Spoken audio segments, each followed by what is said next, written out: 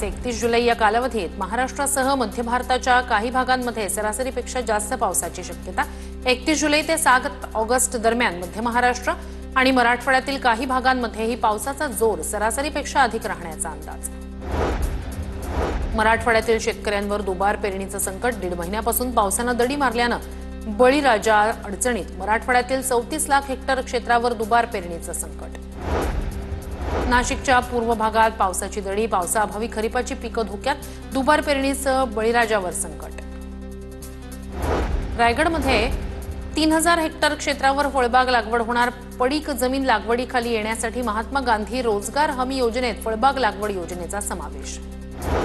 बुलढाणा जिल्ह्यात गेल्या आठवड्यापासून रक्ताचा मोठा तुटवडा निर्माण। शासकीय रक्तपेढीत 2 दिवस पुरेल इतकाच रक्तसाठा। रक्तदात्यांनी त्या समोर येऊन रक्तदान करण्याचं आवाहन। कोल्हापूरच्या इचलकरंजीत अजित पवारांच्या राष्ट्रवादीतील अंतर्गत वाद चव्हाट्यावर।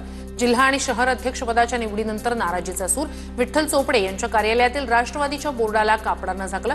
राजकीय वर्तुळात जोरदार चर्चा। देवळाली ते नाशिक दरम्यान ओव्हरहेड वायर तुटल्यानं मध्य रेल्वेची वाहतूक विस्कळीत। रेल्वेचं पथक घटनास्थळी दाखल।